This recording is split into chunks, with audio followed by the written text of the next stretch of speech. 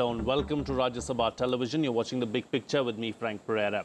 Indian farmers are currently faced with a problem of plenty. A bumper crop has led to procurement prices plunging, pushing them deeper into the depths of despair.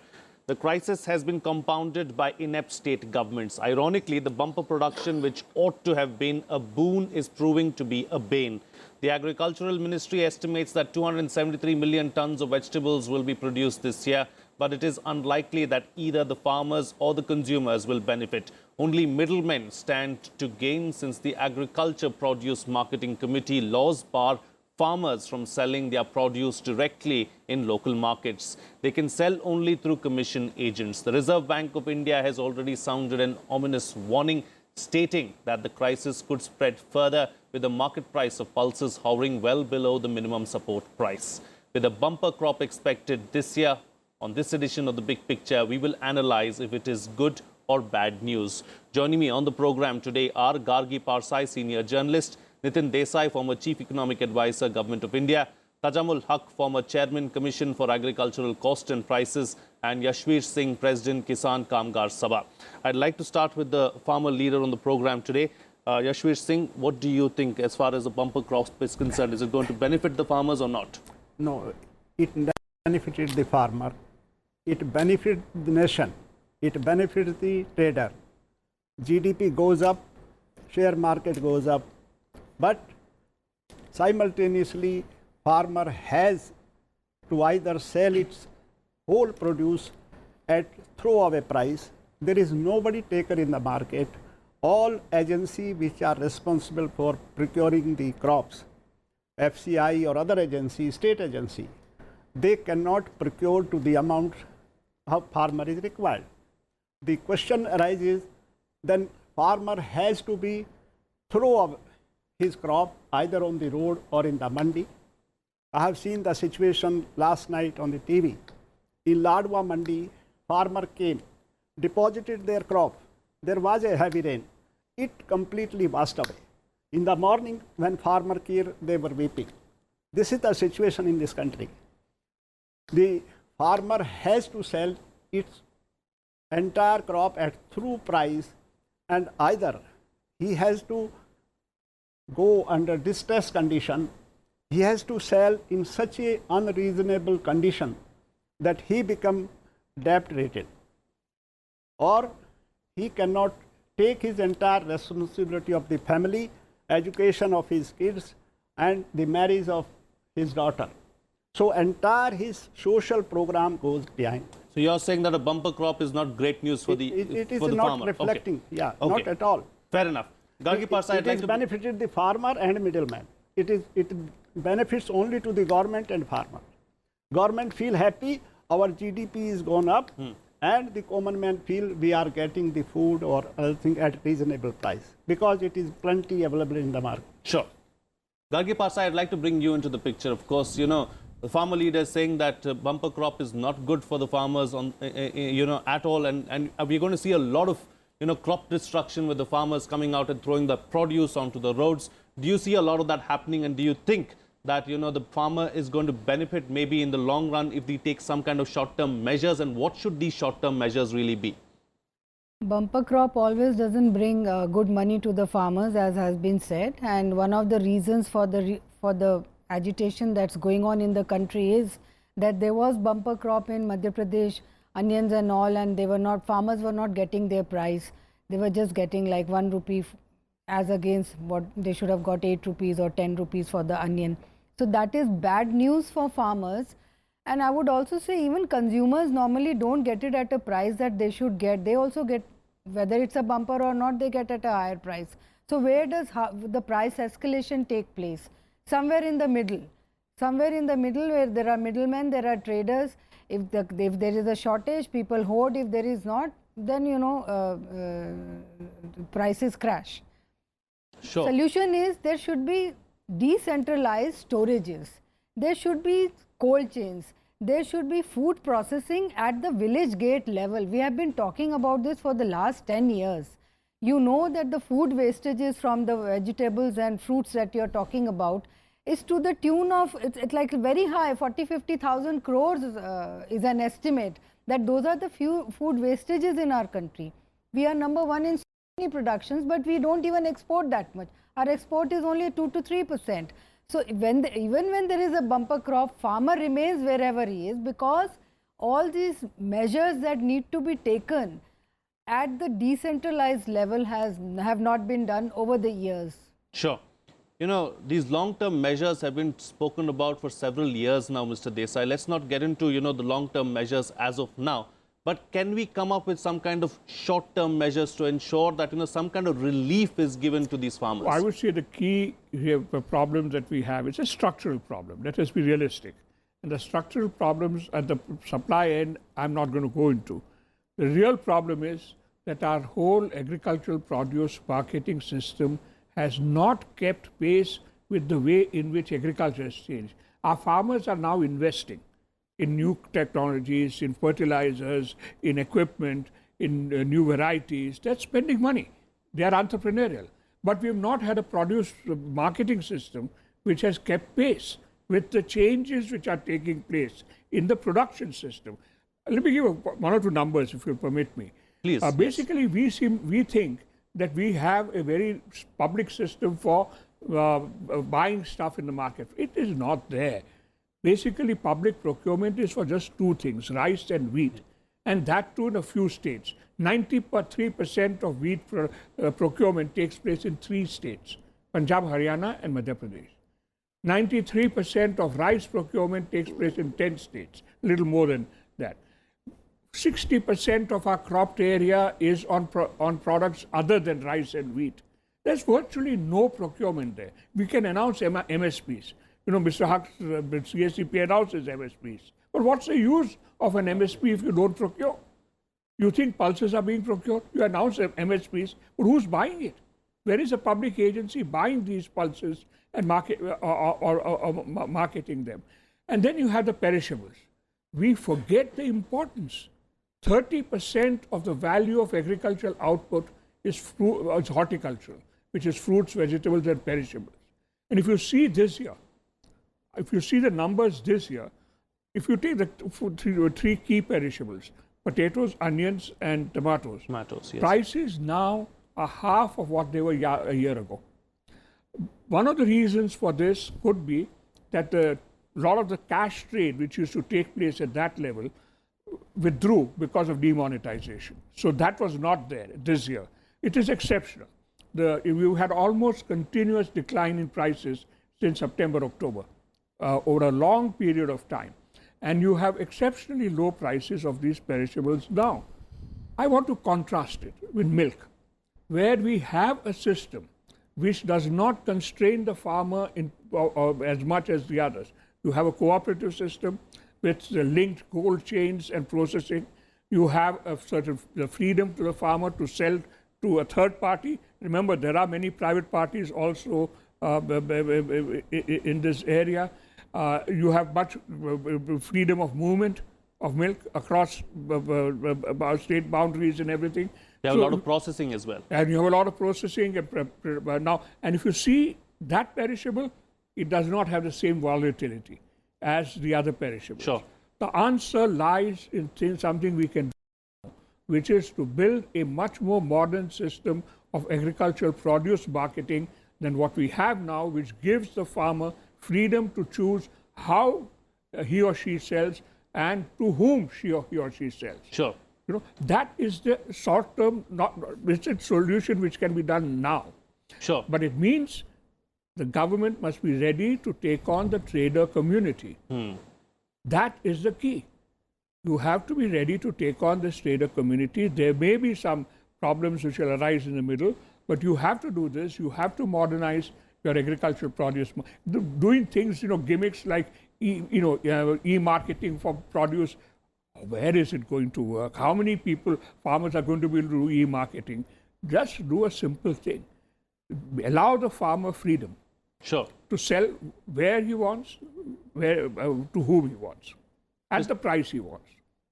Mr. Haque, as part of the government, what kind of initiatives are being taken? Is something that Dr. Desai is suggesting, are things like that being looked at? Is something like that being done?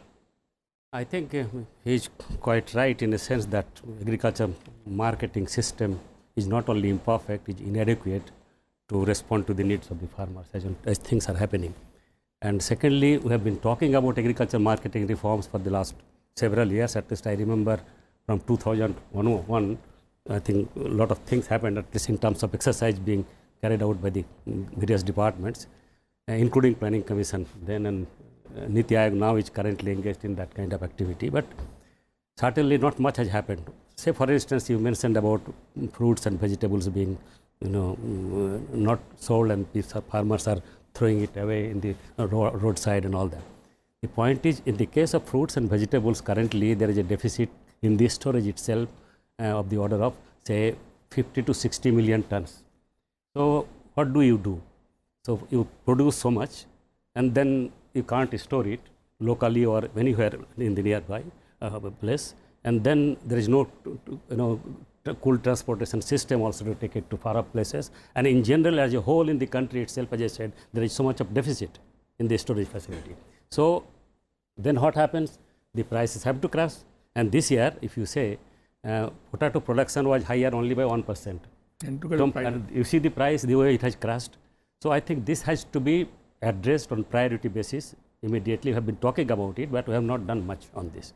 Secondly, for the last several years, we are also saying that fruits and vegetables should be taken out of the purview of the APMC system, and that has not happened. And most of the states are not willing to do it for various reasons. In some cases due to some revenue loss, in some cases due to some kind of collusion between the Aratiyaj and commission agents and the state politicians. So all kinds of things are happening, but this is the need of the hour. Unless you address this issue seriously, this kind of chaotic condition in the market will continue, farmers will suffer. Even in the case of rice or wheat, for instance, whenever, and there also we find about 15 million to 20 million tons of deficit in the storage itself, that is lacking. And if you say that this government is currently, at least I should say, thinking seriously in terms of some kind of agriculture marketing reforms. We have been discussing with all the state governments, one by one, going there, discussing. But just discussing is not enough. We need to implement it as well. But no, first of all, they have to be convinced. It is the state government which has to adopt it.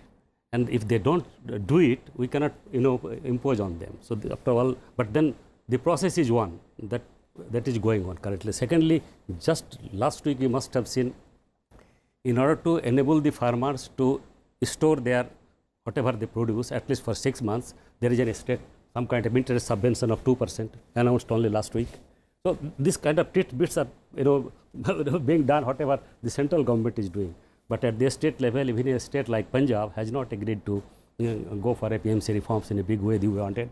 Karnataka was considered to be very progressive ones, but even they have not taken out fruits and vegetables outside the purview of APMCs. Sure. So all these problems are coming in the way, but certainly post-harvest infrastructure has to be adequately created.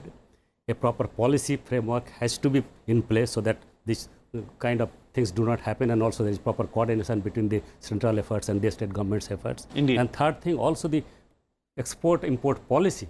Yeah. Most of the time, I think we take a very ad hoc kind of measure, like suddenly we say, whenever there is, you have seen in several cases, whenever there is plenty of things produced here, you say export ban. And when there is a scarcity, you are not able to import.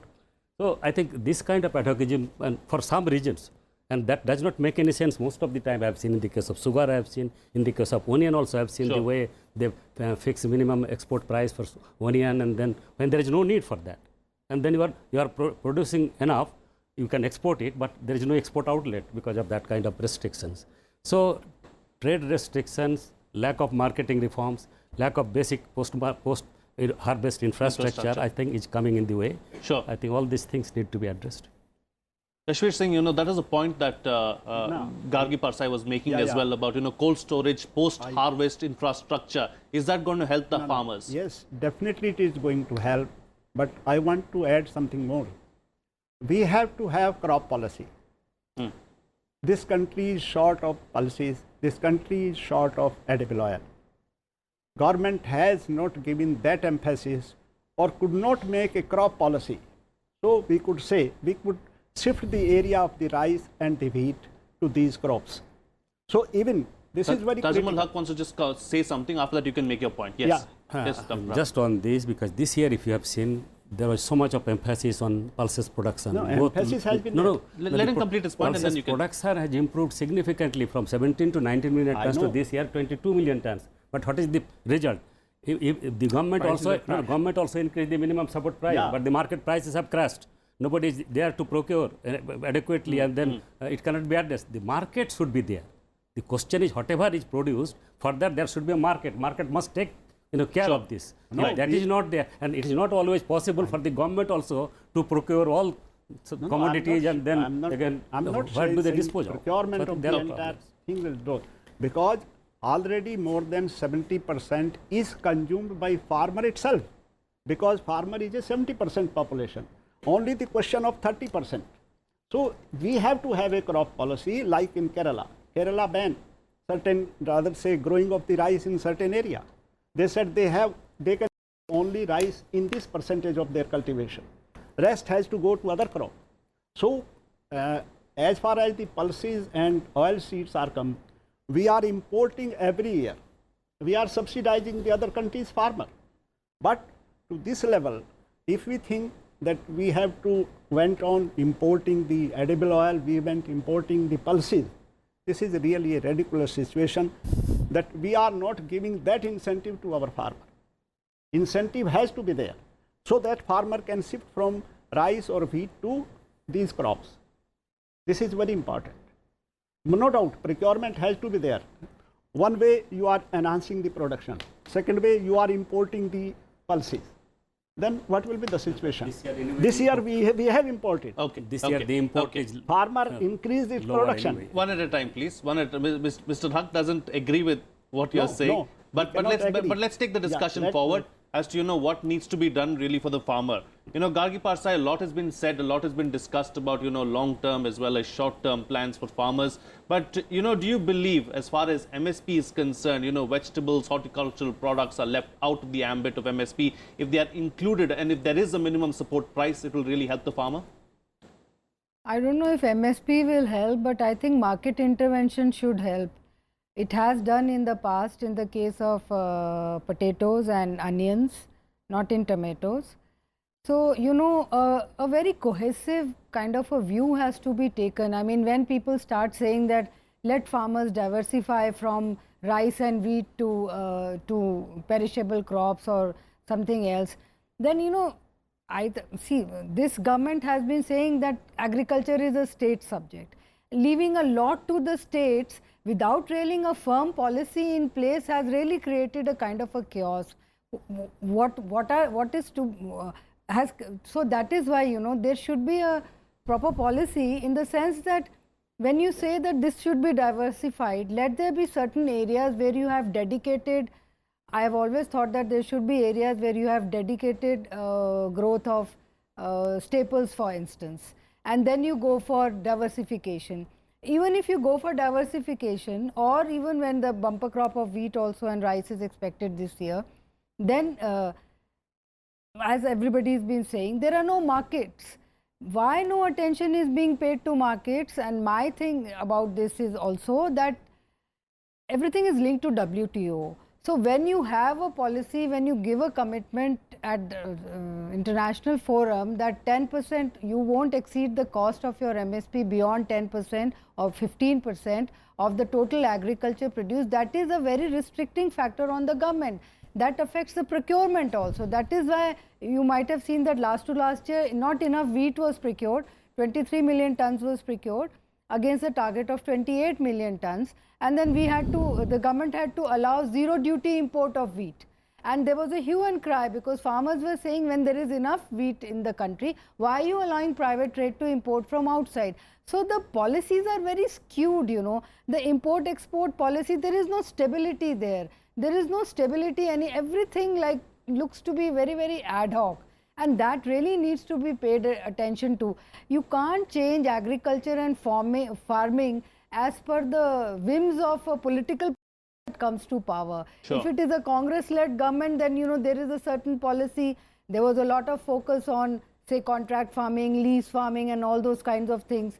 And when this BJP government has come to power, then there is a focus on organic farming. We still don't know what is their view on genetically modified crops. You know, there is a ding dong there.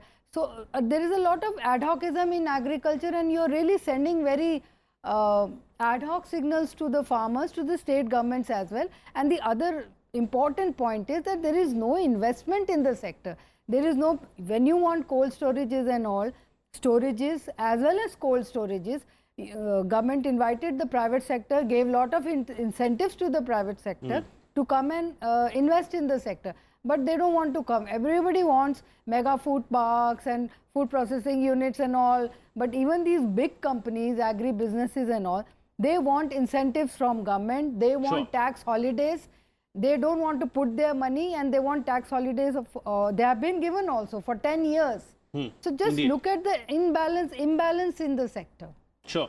You know, Mr. Desai, do you believe that somewhere governments are not too serious about our agriculture at the end of the day? Because, you know, I think the problem is the governments are too serious about agriculture. Not that I wish they were less serious and they not keep on doing. Because of agriculture's contribution to the GDP, do you believe? The real problem is that this, at the political level, the government always, there's a ding-dong between the consumer interest and the producer interest.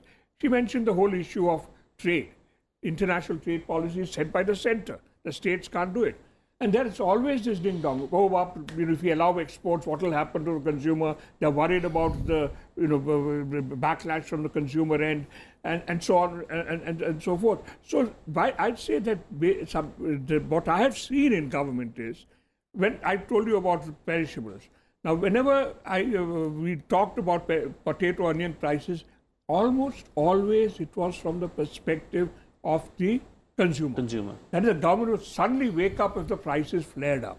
You know, if the prices suddenly shot up, there will be meetings of the committee of secretaries, what should we do? They'll come up with all sorts of things. NAFED will buy stuff and come with trucks to sell it, or they'll try and import, and so on and so forth. But the same urgency is not shown when the price crashes.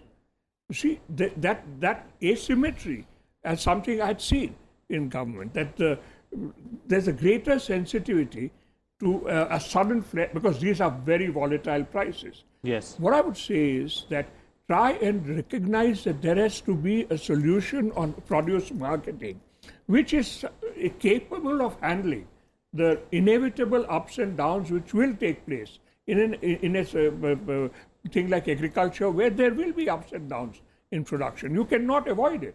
It is not in our hands, it's in the hands of somebody bigger than us who's up there, you know. So we have to live with that reality.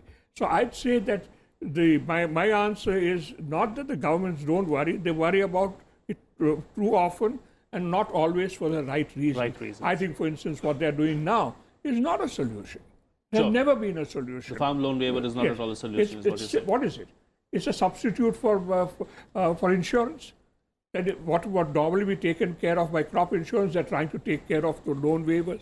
So I would say that the very fact that you're ending up with a crisis after a good monsoon year and with the prospect of another good monsoon year should be a wake-up call. Sure. The problem of Indian agriculture is not scarcity. It is the managing of the good years, which is increasingly the problem. Scarcity you can manage. Indeed. Enough foreign exchange reserves, import the stuff when you need it. But what we have not learned is how to manage the good years. One final comment on the program from Mr. Haque. You know, the milk model that Mr. Desai was talking about, cannot that be implemented with some of the other perishables like fruits and vegetables? You know, 18% of fruits and vegetables get wasted on a yearly basis in India. That's a sad thing. In fact, more than that, the official figure is 40 to 42% of fruits and vegetables get wasted. And even in the case of grains, it is about 18%. So I think this is a huge loss, post-harvest loss. So that's why it's said that. So can't the milk model be replicated into? To a great extent, this will help, and also it is being tried. Safal is an example, and then cases. This is being done. So, but this has to be done much more in a bigger way, and also the agri producers groups, like farm producers groups, that we are trying to promote, but it is again going slow. I think this is one of the things. Its linkage with the processors, both locally and internationally. If you have that kind of infrastructure, production pattern, and then also linkage with the national and international markets, I think things will help. And you have rightly said that cooperative milk kind of system, like even in the case of Bihar earlier, I remember people used to say that nothing can happen in Bihar. But Sudha cooperatives, in the case of milk production, they have shown that they can do a wonder. Like there is a milk revolution in Bihar. You need a Trigondas, Patel and a Korean for all other, other crops also. Exactly. That is the thing. Unfortunately, there were only 2 of them. So I don't know where we're going to procure more. But on that note, we'll call it a wrap on this edition of The Big Picture. I'd like to thank all my guests, Nitin, Desai, Ajamul, Haque, Gargi, Parsai and Yashvir Singh for joining me on the program and putting things into perspective for us. That's all the time we have. See you again next time.